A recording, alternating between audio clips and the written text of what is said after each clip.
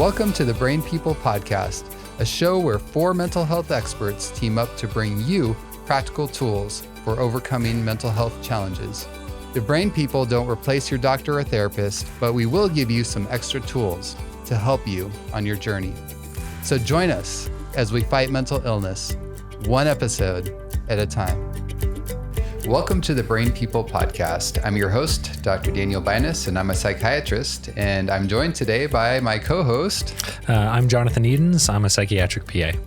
All right, today's topic is going to be mental health supplements, and we're going to talk about who might consider being on a mental health supplement, why, and just giving some examples of different supplements that are out there that are quite effective, and also some supplement stacks. And we're going to fill you in on what a supplement stack is. So hold on to your seats. It's going to be a lot of excitement because today, indeed, I am with the supplement king of the Brain People, and that would be Jonathan right across from me. So Jonathan, first of all, I'd be curious, what got you interested in supplements in the first place? Well, I would say that, I've been interested in supplementation for a long period of time. Initially, it started when I was in high school, and I was trying to learn as much as I can about, building muscle and that sort of a thing. And so supplementation has been a part of the fitness industry for a very long time. And most people that are into fitness are usually using, one or two supplements at minimum.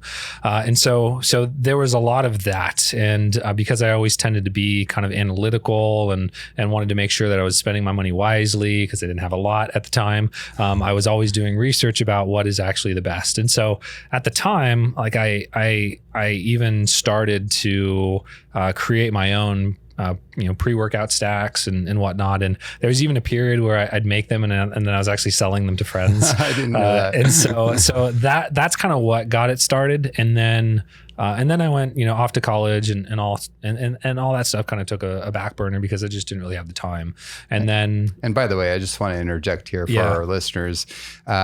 Even back at that point, Jonathan was very good at his supplementation, and there's pictures to prove it. I saw pictures of this guy. He was ripped, man, with those supplements he was taking. Well, it wasn't just the supplements; it was a lot of hard work. I'm sure. They definitely did have their place, and so I've essentially always been a believer. I've always known that there was probably more out there that you could discover that was not really in common vernacular, right, or just common knowledge when it came to supplementation. And so I've always been very interested in like pushing the envelope, so to speak, when it comes to supplementation. And so then that really kind of naturally, once I came, started working in mental health, I just started sort of voraciously, like doing research, looking at the latest up-to-date information on what was out there to really help me when it came to serving patients that wanted a more holistic, natural approach. And it really it's doubled the amount of tools that I have available at my disposal because I'm not just simply relying on medications.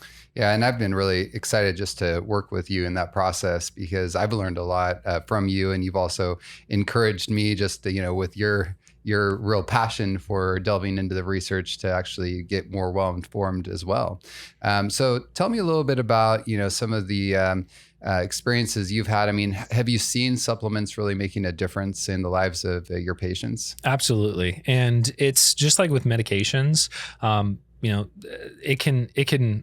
it takes a little bit of practice, right? There's not going to be typically a single supplement per se, or I should say the first supplement that I usually recommend that's going to make that noticeable difference. So I do cater things to the individual. A lot of times, like we'll get into later, we have to work on kind of stacking multiple supplements together, kind of like we do with medication sometimes, right? In order to get the best possible results. But I've been able to have patients that were on a multitude of medications, and by incorporating some supplements, we're able to significantly reduce the medication burden, and in some cases actually get off of their medications while still remaining on their supplements. So the answer is yes. Depending on the individual, it can be a really good strategy for a variety of different goals. Yeah.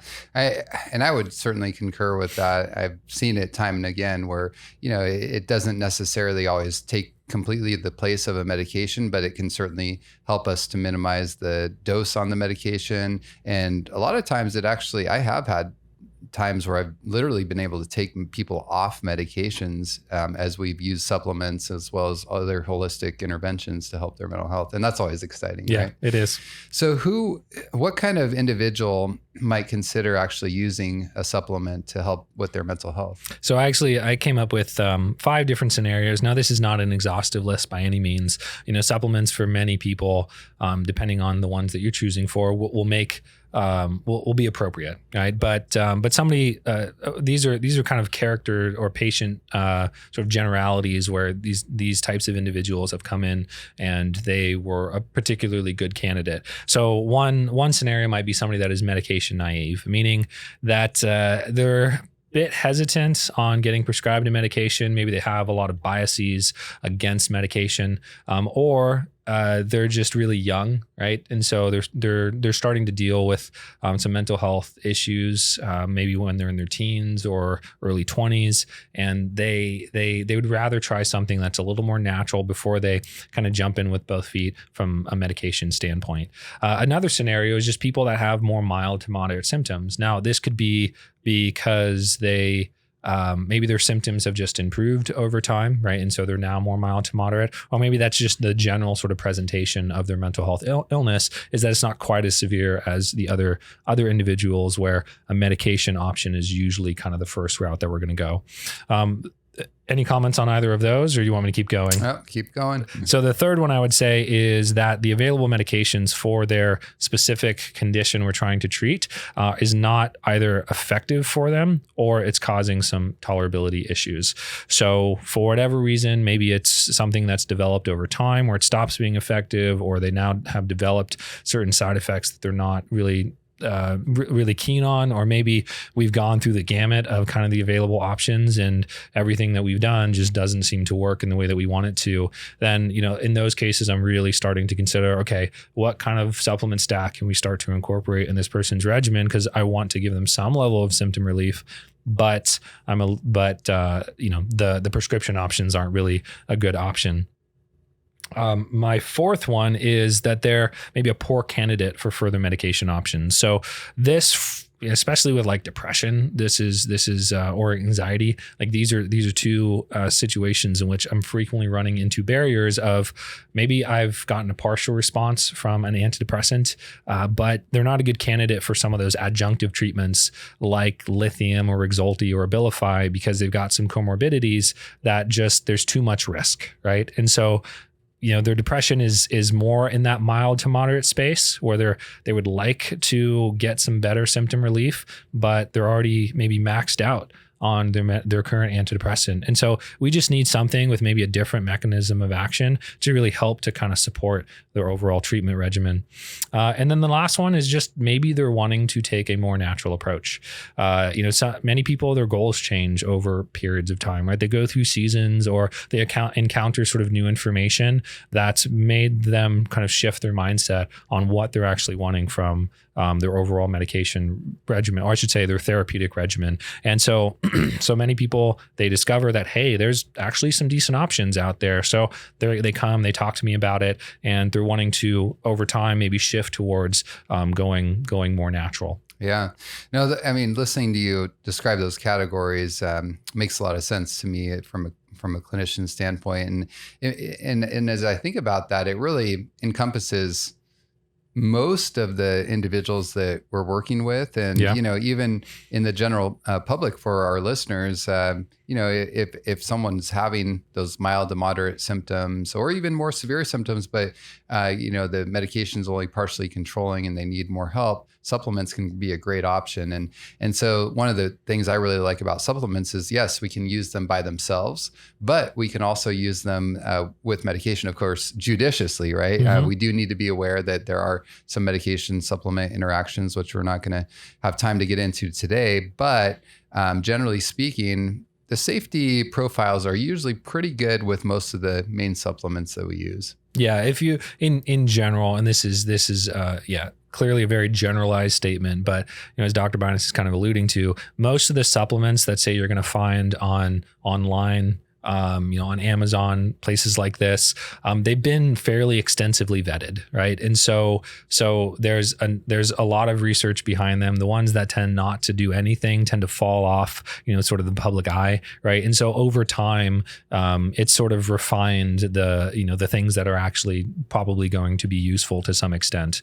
So in general, there's a lot of the ones that are currently available on the market tend to be fairly safe, but there are some notable exceptions.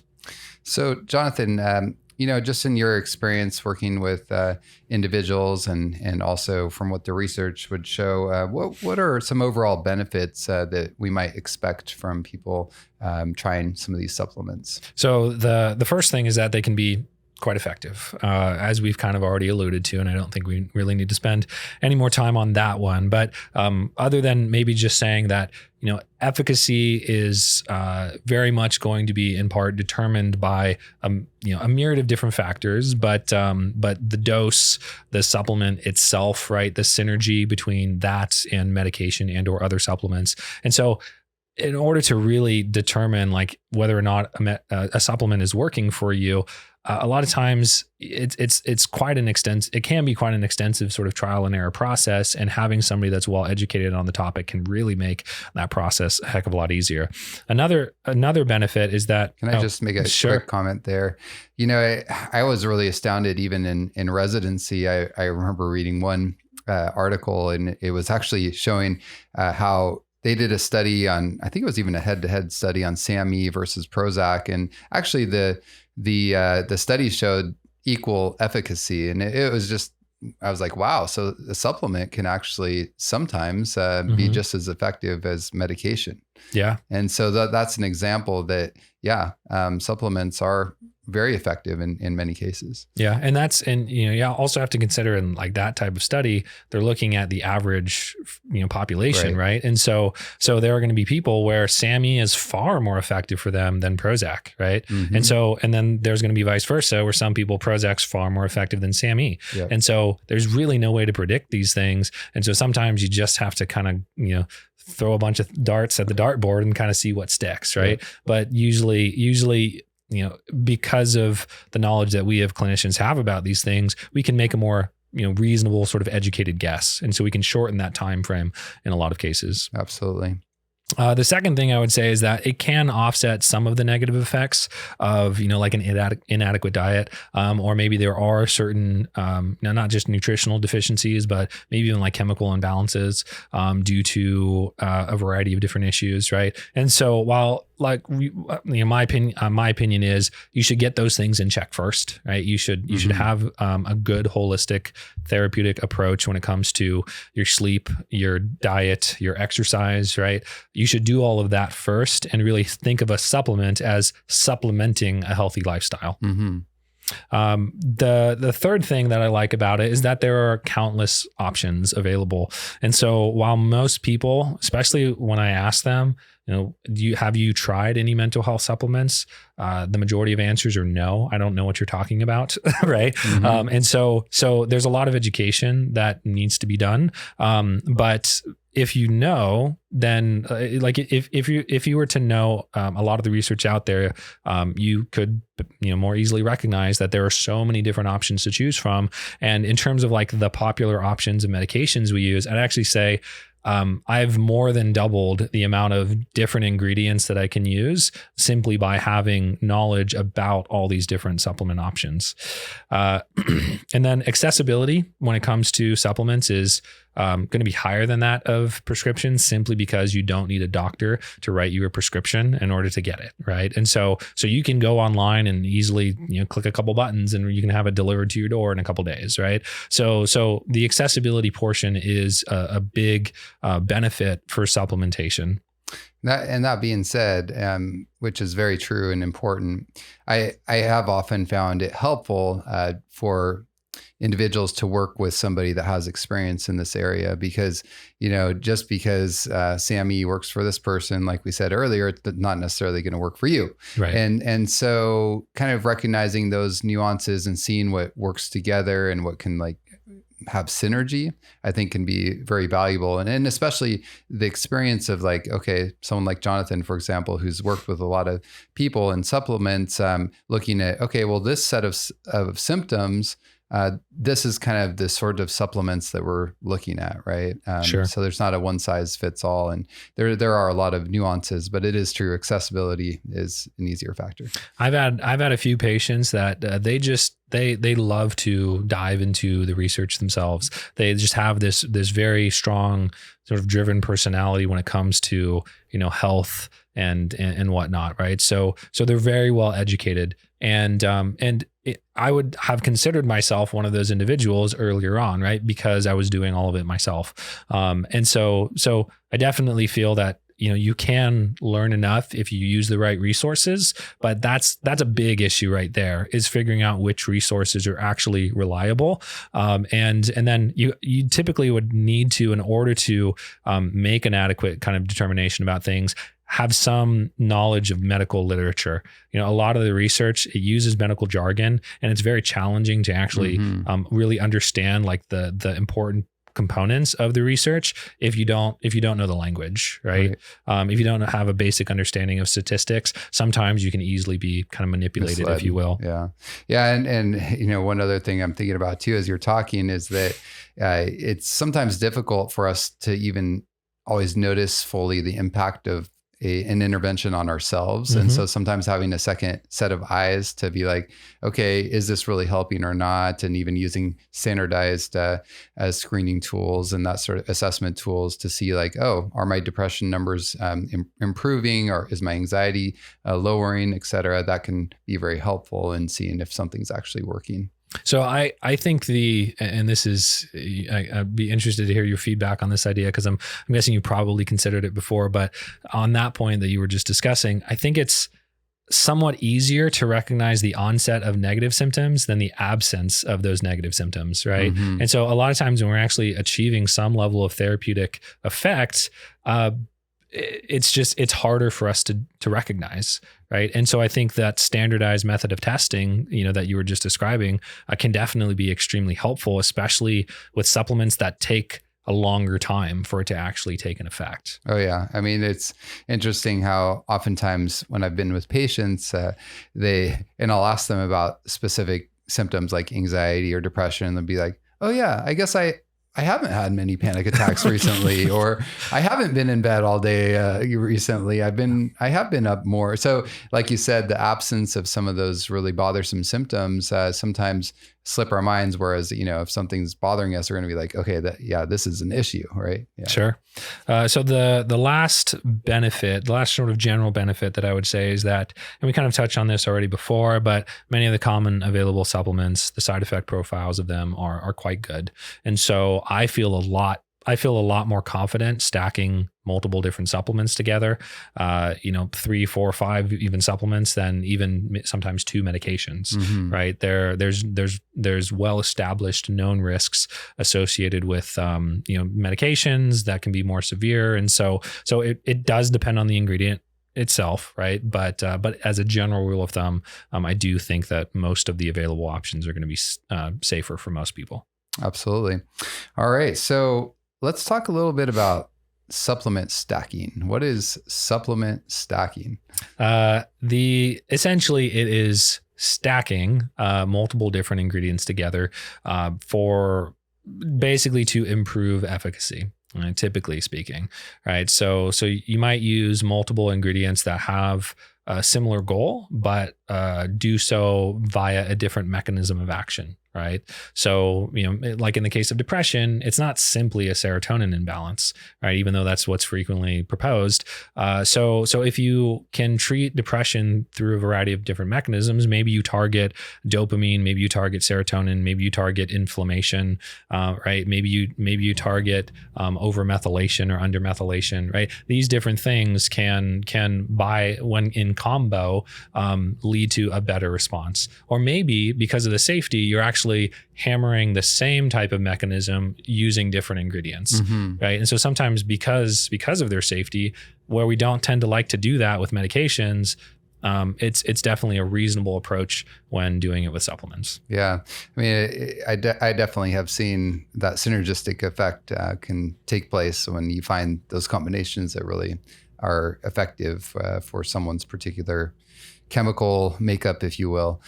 So can you give us some examples of some stacks that you found effective? Before we go into that, I'd like to talk about just a little bit of a compare and contrast between pre-formulated blends and DIY blends, because I think that is important. There's like pre-formulated blend would be, you go on Amazon and you see a supplement. It's not a specific individual ingredient, but it's got a bunch of different ingredients, right? Yeah. And so there are definitely benefits to that versus doing it yourself, right? Combining your own different ingredients and making your own stack. But there's also some significant downsides. And so, some of the pros of the pre-formulated blends is simply that it's more convenient.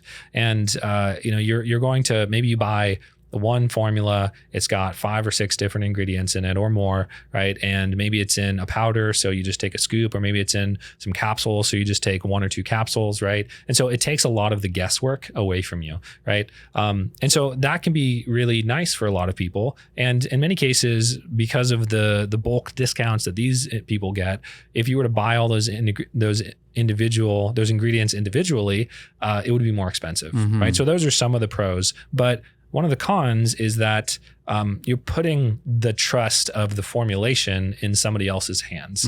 So you don't know typically which of those ingredients are actually doing the job, right? Which ones are kind of filler ingredients, which ones might be causing you side effects, which ones are just really don't make a whole lot of sense, like based on the research. There are some supplements out there that a lot of people associate with being very useful for something, but really the research hasn't actually shown that to be the case. But because of marketing and because people recognize the name, a lot of these manufacturers include it in there.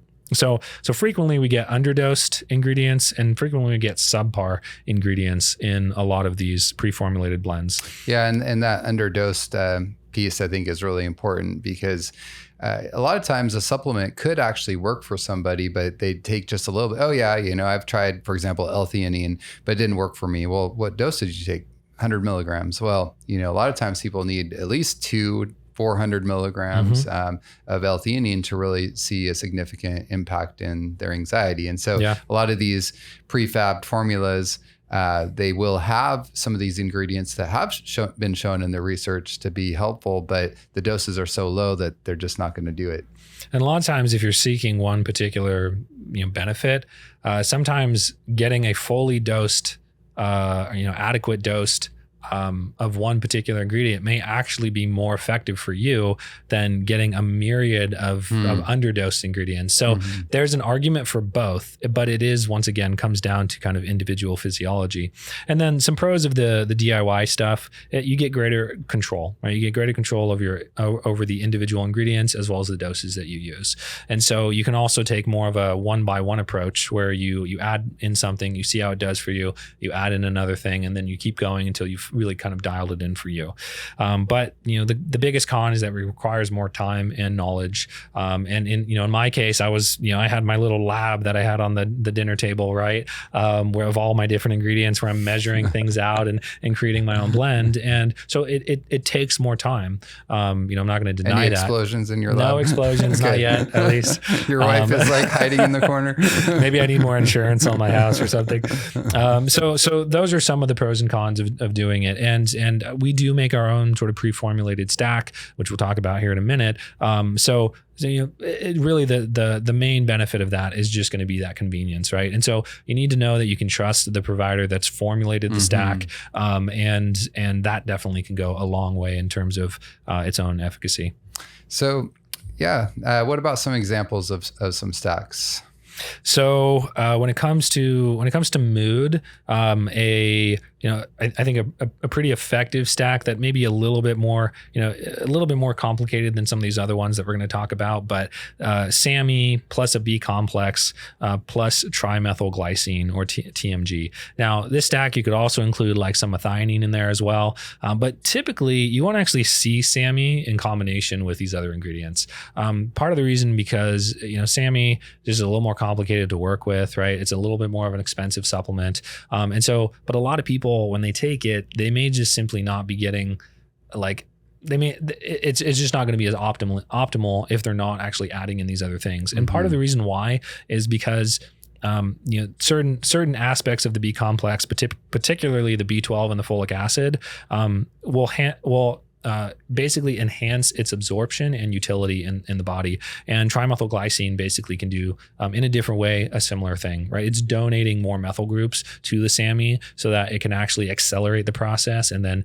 basically make the SAMe go further. Right. And so while maybe overall reducing some of the costs, because SAMe, like I said, in itself can be somewhat of an expensive supplement. Any comments on that? No, I mean, I just think it's fascinating how, once you start understanding some of the biochemistry, like you said, the donation of the methyl groups. So, I mean, it's almost like, yeah, it's fun. It's fun, right? I think so.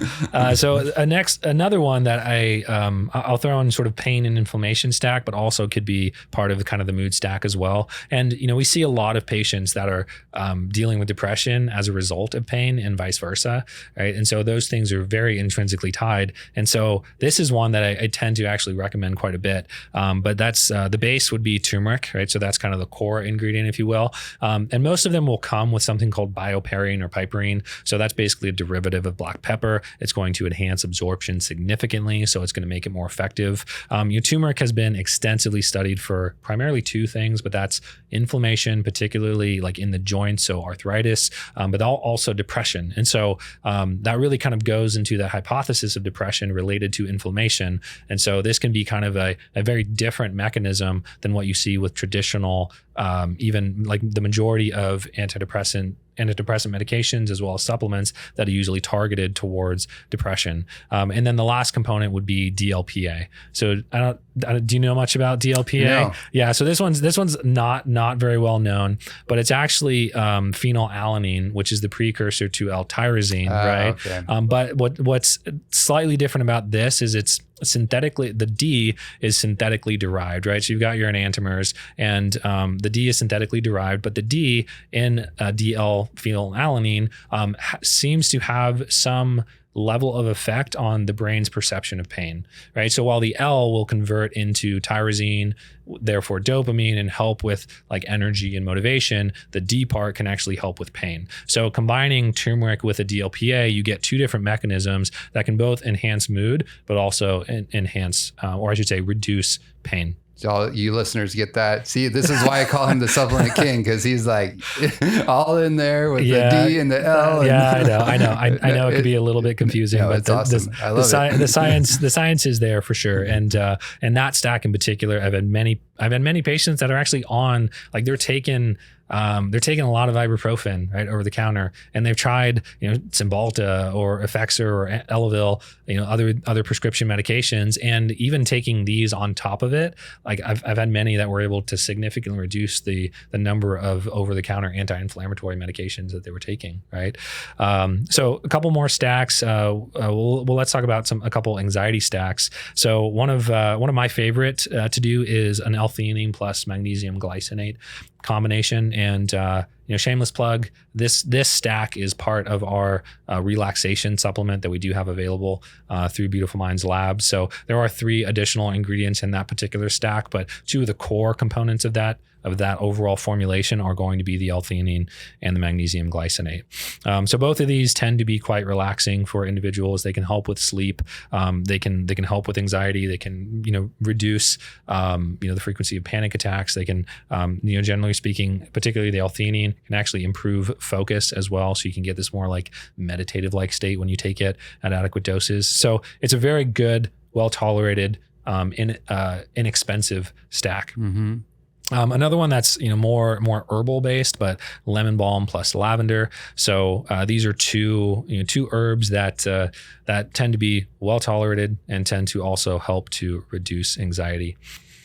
So the next stack would be a sleep stack, and sleep is definitely a challenging one, especially when it comes to medications. We have quite a few options, and those medications do tend to be pretty consistently effective, especially when compared to say like antidepressants, right? But there are definitely some useful supplements out there, especially for people that are looking to get off sedatives. So melatonin is like the one everybody knows, right? But I do find that frequently melatonin is either very obviously not effective, or obviously does cause some problems. Frequently it's like weird dreams, or it might be daytime sedation. So that one's kind of a use at your own discretion, if you will. I have sort of a love-hate relationship with melatonin.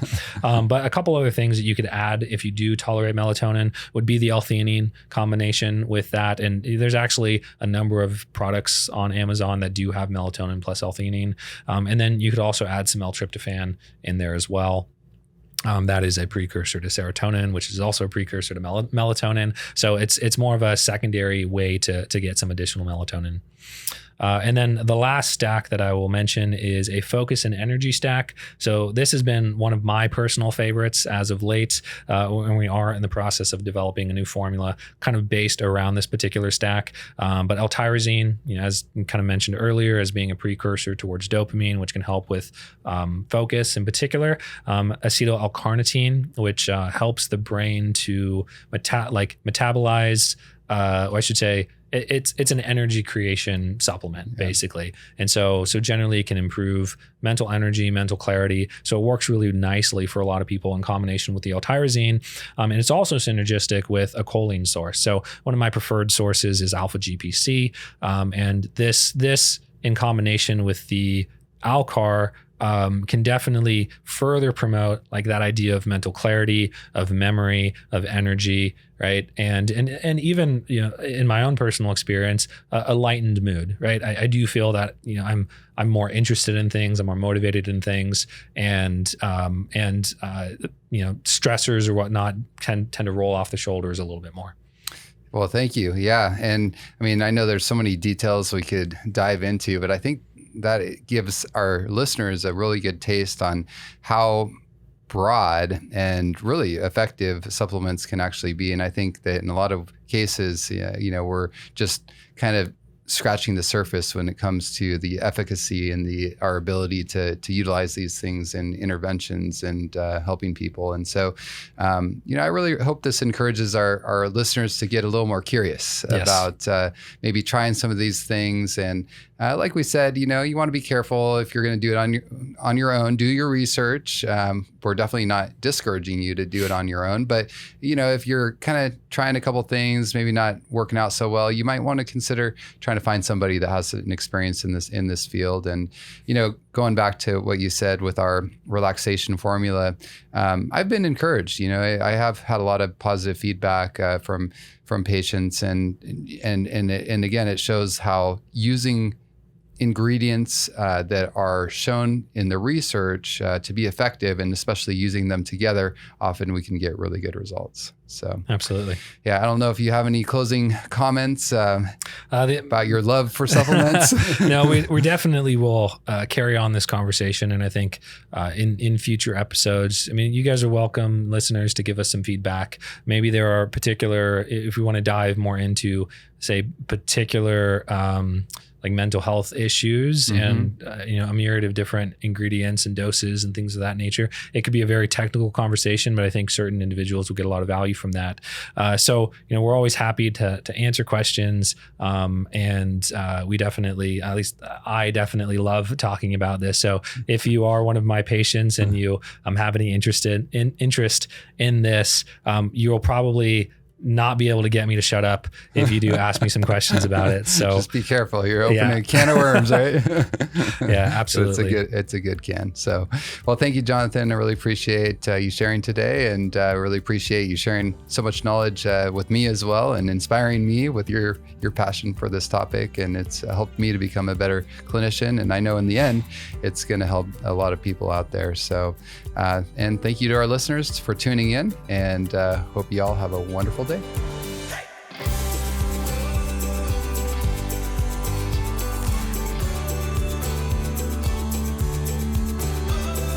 Thanks for listening. To hear more episodes, find us on social media, or support us financially, visit thebrainpeoplepodcast.com.